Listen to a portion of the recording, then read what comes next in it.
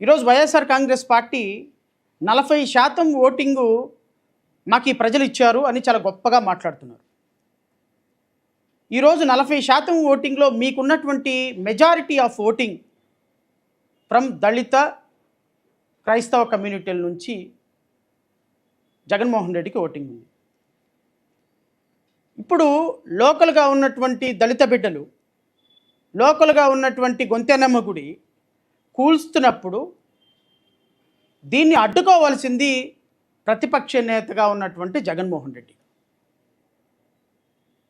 ప్రతిపక్ష నేతగా ఉన్నటువంటి జగన్మోహన్ రెడ్డి ఎందుకు అంటే ఈ రాష్ట్రంలో మొదటి నుంచి కూడా దళిత కుటుంబాలు, దళిత ఫ్యామిలీసు, అణగాని వర్గాల ప్రజలకి వైఎస్ఆర్సీపీ ప్రభుత్వం అండగా ఉంటుందనేటువంటి భావన వాళ్ళకున్న కారణంగా ఈరోజు వాళ్ళందరూ కూడా వైఎస్ఆర్ కాంగ్రెస్ పార్టీకి అనుబంధంగా ఉన్నారు. గత ప్రభుత్వంలో 40% ఓటింగ్ వచ్చిన దాంట్లో 34.5% ఓట్లు మీకు ఎస్సీ, ఎస్టీ, బీసీ, మైనార్టీ వర్గాల నుంచే వచ్చినాయి. మరి ఆకువీడులో జరిగినటువంటి అంశాల పట్ల ఏ ఒక్కనాడైనా వైఎస్ఆర్ కాంగ్రెస్ పార్టీ లేకపోతే మిగతా రాజకీయ పార్టీలు అంటే తీసి పక్కన పెట్టండి, ఆల్రెడీ తెలుగుదేశం, జనసేన, భారతీయ జనతా పార్టీ కూటమిలో ఉన్నాయి. కానీ ఈరోజు అక్కడ దళితులు మనకు ఓటేశారు. ఆ దళిత కుటుంబాలకి మనం ఏ విధంగా బాసటగా ఉండాలి, ఇప్పుడు అక్కడ గొంతెనమ్ముగుడిని ఏ విధంగా నిర్మించాలి అన్న విషయంలో నేను గౌరవ ప్రతిపక్ష నేత గారిని అడుగుతున్నా, ఎందుకు మీ పార్టీ ఏ విధమైనటువంటి స్టాండ్ తీసుకోలేదు? ఈరోజు సుప్రీంకోర్టులో కేసు ఓడిపోవటానికి, సుప్రీంకోర్టులో జడ్జెస్ అందరూ కూడా ఆల్రెడీ కలెక్టర్ పర్మిషన్ ఇచ్చేశాడు, మున్సిపల్ కౌన్సిల్ తీర్మానం ఇచ్చేసింది, ఆల్రెడీ అక్కడ 80 సంవత్సరాల నుంచి టెంపుల్ ఉందని వాళ్ళే అధికారులు చెప్తున్నప్పుడు ఇంకా మీకు ప్రాబ్లం ఏంటుంది? 4 సెంట్ల స్థలంలో let us continue the construction అనటానికి కారణం ఒకే ఒక్కటి మున్సిపల్ కౌన్సిల్ తీర్మానం. ఈ మున్సిపల్ కౌన్సిల్ తీర్మానంలో ఓట్లు వేసినటువంటి కౌన్సిలర్లో 18 మంది కౌన్సిలర్లు, 13 మంది కౌన్సిలర్లు వైఎస్ఆర్ కాంగ్రెస్ పార్టీకి ఉంటే, వైఎస్ఆర్ కాంగ్రెస్ పార్టీకి సంబంధించిన 13 మంది కౌన్సిలర్లు అక్కడ ఉన్నటువంటి గొంతెనమ్మను గుడి కోల్చటానికి మీరు ఓటేస్తే, రేపొద్దున దళిత కుటుంబాలకి, దళితులకి నేను బాసటగా ఉన్నానని ఏ లోకస్ తోటి, ఏ స్టాండర్డ్ తోటి వైఎస్ఆర్ కాంగ్రెస్ పార్టీ అక్కడ ఉన్నటువంటి దళిత ప్రజల్ని, రాష్ట్రంలో ఉన్నటువంటి దళిత ప్రజలను అడుగుతుంది అని ప్రశ్న ఉదయించినప్పుడు దానికి సమాధానం చెప్పాల్సినటువంటి బాధ్యత మనకి లేదా? ఓ పార్టీకి లేదా? దయచేసి ఇది రాజకీయ విమర్శగా తీసుకోవద్దని నేను కోరుతున్నా. ఒక పక్కేమో రఘురామకృష్ణంరాజు గారు దీన్ని విపరీతమైనటువంటి పొలిటికల్ సినారియోకి తీసుకొచ్చి అక్కడ ఖచ్చితంగా నేను కట్టాల్సిందే అని చెప్పేసి ఒక పక్క ఆయన బిహేవియర్, ఇంకొక పక్క ఆదుకోవాల్సినటువంటి మీరేమో ఆదుకోనీయకుండా మీకున్న కౌన్సిలర్ల చేత ఓట్లు వేపించేసి ఆ పార్టీ రాజకీయం చేసింది, ఈ పార్టీ రాజకీయం చేసింది. నిజంగా అక్కడ ఉన్నటువంటి ఆత్మగౌరవాన్ని కాపాడటానికి ప్రయత్నం చేసినటువంటి మాలాంటి వాళ్ళు ఎంతవరకు మేము ప్రయత్నం చేయగలం? ఎంతవరకు మా స్థాయి ఉంటుంది? హైకోర్టులో కేసులు వేయగలం, సుప్రీంకోర్టులో కేసులు వేయగలం. కానీ కేసులు వేసిన సందర్భంలో అక్కడ ఉన్నటువంటి అధికారులు, మీ కౌన్సిలర్లు సభ్యులు, మీకున్న కౌన్సిల్ సభ్యులు మీరందరూ కూడా ప్రభుత్వానికి అనుకూలంగా ఓటేసి, అదే నేను చెప్తున్నా, కేంద్ర ప్రభుత్వం, భారతీయ ఎన్డీఏ ప్రభుత్వంలో పెట్టిన ప్రతి అంశానికి జగన్మోహన్ రెడ్డి గారు ఓటేస్తారు. ఇక్కడికి వచ్చి లేదు మేము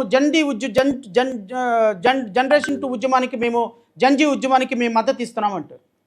ఒక పక్కేమో రాజ్యసభలో అక్కడ మీరు వాళ్ళకి కావాల్సిన ఓట్లు వేస్తారు, ఇంకో పక్కేమో మళ్ళీ రోడ్ల మీదకి వచ్చి పోరాటం చేస్తారు. Where is the balance between these 2 things?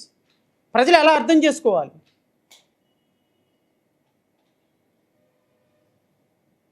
ఈరోజు సుప్రీంకోర్టులో కేసు ఓడిపోవడానికి ప్రధాన కారణం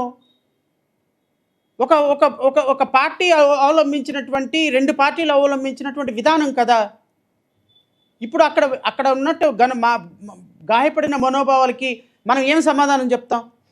మనం ఏ విధంగా సమాధానం చెప్తాం?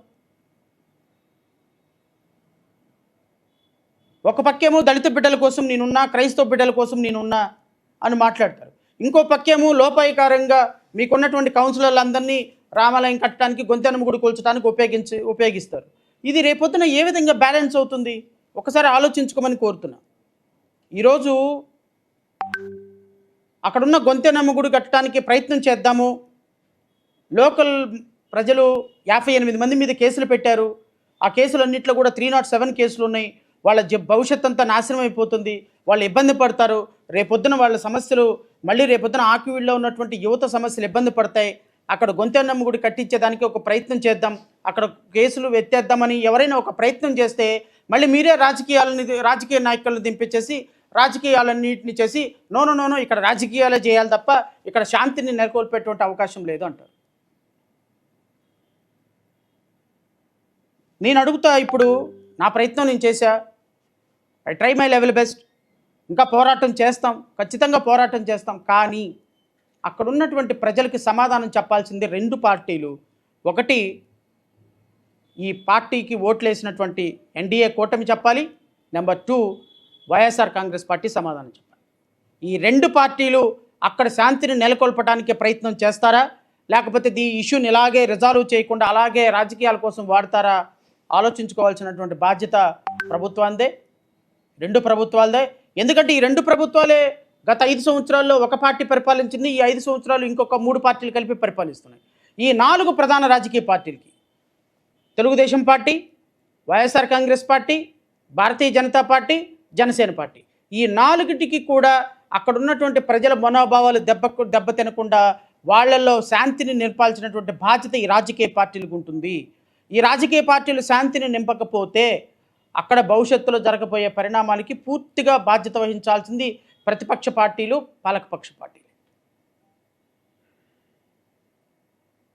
ఈరోజు జరిగినటువంటి హీరింగ్లో we tried our level best to convince the honourable supreme court.